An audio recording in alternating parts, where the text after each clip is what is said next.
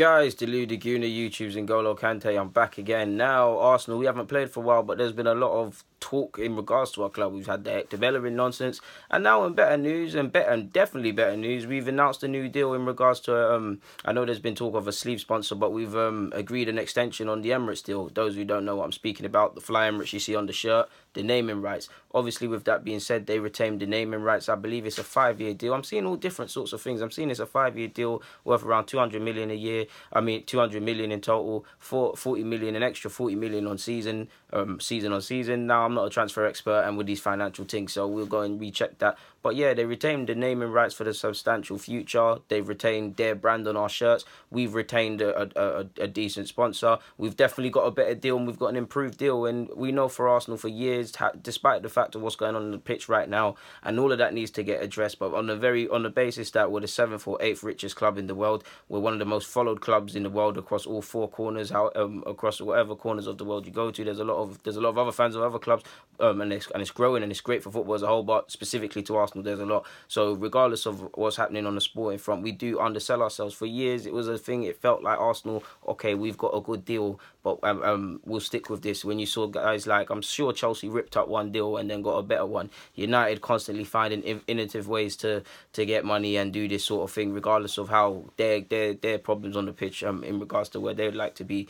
So yeah, allegedly it's the second biggest deal behind Man United, I believe, but I also saw reports of City, so it is one of the biggest in the Premier League. And I believe this eclipses our partnership with JVC, which was 17 years between 1981 and 99 or something like that. So we're going to have Emirates for a while.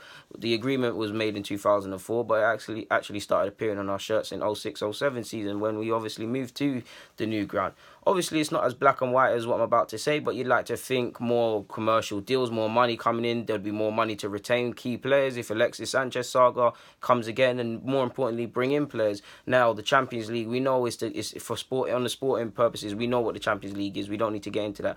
On the commercial side, it makes a difference. The money you get from Champions Leagues, it is substantial. Well, I do agree with that, but I also question my own logic in what I'm saying, in the sense that I believe that United, Chelsea, Arsenal now haven't got in the Champions League. Yeah, you lose a decent amount of money, but does it really affect what they can do in the transfer market? It does to Arsenal's degree, but I'm pretty sure you get what I mean. We weren't in the Champions League. We spent 110 or just over on 2 strikers. You get where I'm going with that. When Chelsea weren't in it, there's money there. Fair enough, they've changed what they're doing. So I don't believe it's as better yet. The same situation I've just said, put it 10 years ago, would it make as much of a difference to the Premier League club specifically if they didn't get the Champions League money as it does now? Money's money, but you get what I'm saying. If City weren't to get it, they're still going to go out there and do a madness. Theirs is a bit different because they're backed by a Gulf, but you get where I'm going with that. So yeah, man, I've been a harsh critic on Arsenal on a sporting front and a commercial front. So what can I say? This is what you want to see. You want to see us challenging things. You want to see us getting new stuff. Allegedly, the next step is the Puma. Allegedly, if Puma are going to renew their deal, or we're getting Adidas. I know you guys are also all seeing different sorts of rumours. Like I said, we need to do better commercially, and credit where it's due. We are trying to. You can see on this basis, we are trying to. So yeah, man. The next step for me personally is to try and, I don't know if this makes sense, because I do believe we take advantage of our players' brands, but in the sense that United, they've got Paul Pogba. They very much play on the Adidas things. Like you see Pogba doing all them commercials and all them things for United. And when they announced him, you saw the whole things with Stormzy. I'm not trying to pit Ozil against Pogba, but Ozil is of a similar stature worldwide. He's highly followed. I don't see us really milking his brand and trying to link up and do all of them things. We need to go and do that. You'd like to think, the main thing for me, with the more money coming in, you'd like to think there'd be the wage bills would be there, the wages would be there to commit key players. There'd be wages to go around on a more on the sporting front in terms of signing key players. There'll be more money around to go and stuff, do even stuff like that we don't see directly, like go and build up Haaland even some more. I know they've been fixing it up even more, but just constant improvements. For those who don't know what Haaland is, it's actually just up the road from where I live. It's the youth academy before you go over to London Coley when you become a scholarship. So, but by the ages of however age, I'm pretty sure Arsenal bring them up at like 6, 7 now, to all the ages of 16. You're at Haaland in Walthamstow. So yeah, develop things like that and do them sort of things. You'd like to think on one hand Arsenal need to improve, but when you see when you see this, we're trying to do things on the sporting front. Not only this story about extending the Emirates deal, the sleeve sponsor thing coming in now. I think Emirates did really well retaining the naming rights, to be honest, because I think a lot of clubs are going to have to look at their naming rights going forward,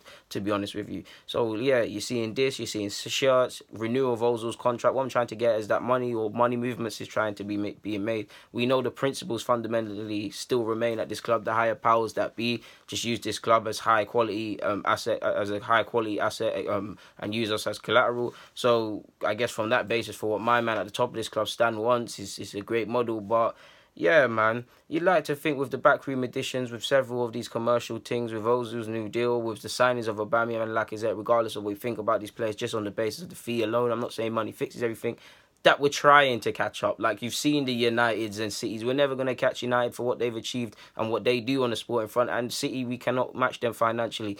But in terms of deals and things like that, we're missing out. I've made previous vids. We are commercially, we have sold ourselves short on the sporting front. And when you consider, like I said, our pockets aren't as deep as their Manchester clubs, for example. I know Chelsea have reined it in a bit, but historically Chelsea, you'd think at least we'd be trying to get more value for our brand off these commercial deals and things like that, because we have to be a bit smarter than the other clubs. I'm not saying they pour money at these things, and I'm not saying they're not smart specifically to Arsenal, is all I'm saying. But there's not much more to be said on this front, man. I'm waffling a bit. Oh, in regards to the Ozil thing, I mean, he's heavily loved by players all around the world, but we don't milk link-ups with Turkish or German brands enough. There's the Adidas there's several. I mean, you could do German beer if you wanted, whatever Turkish brand in whatever Turkish industry you want, because obviously he's of Turkish descent and he's heavily followed there. And I mean, his girlfriend's a Galatasaray fan. They're superstars. We need to sell our players a bit more. Do you get what I'm saying? To be honest with you, people, he's a World Cup winner as well. But yeah, we should be doing better commercially. We're trying to. It remains to be seen if whether the profits or whatever they're trying to do is going to be used on the pitch and to improve us.